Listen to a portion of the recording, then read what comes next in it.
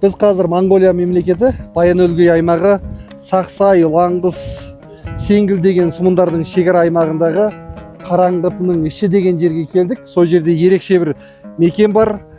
Бұл таңбалы тас деп аталатын жер.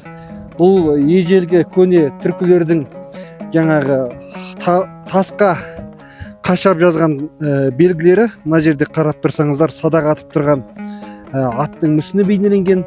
Мына жерде тау ешкісі дейді. Тағы да екі полоска. Енді біз нақты тарихшы болмаған соң білмейміз. Мына жерде де міне мүйізді ірі қара сиыр тектесте аң белгіленген.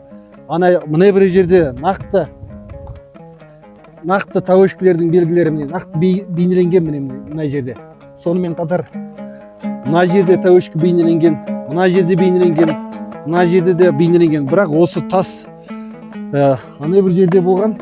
Кейбір мынау тастардың құмға соғылып эолдық процесс деген жүреді. Сол эолдық процесстердің арқасында бұл жойылып кетуі әбден мүмкін. Сондықтан осындай бар нәрсені жаңағы түсіріп алайық деген ниетпен келіп тұрмыз. Бұл жердің аты таңбалы тас деп аталады екен. Біз мына жерге келдік. Мына жердің таңбасы ерекше екен. Мұнда бір ерекше аң бейнеленген, мүйізіне қарағанда тау ешкіге ұқсайды. Ал мына жерде бір оқиға бейнеленген.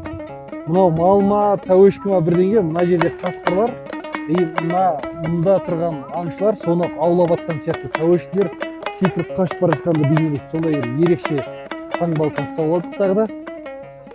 Соны айтайық деп отырмыз. Біз тағы да осы таңбалы тасты біраз аралап көрдік. Соның үшін әртүрлі жерден әртүрлі осындай таңбалар шығып жатыр. Мына жерде енді алдыңғы тау ешкіге ұқсас емес, ерекше бір жануар бейнеленген. Бірақ адам тағы да осы жануарға аңшылық жасап жүргені байқалып тұр. Қуаныш екеуміз тағы да тастарды аралап жүріп, осындай таптық. Бұл жерден де аң айқын бейнеленген тау ешкілері және де нақты садақпен атып атқан көне түркі азаматы деп айтсақ қателеспейтін шығармыз.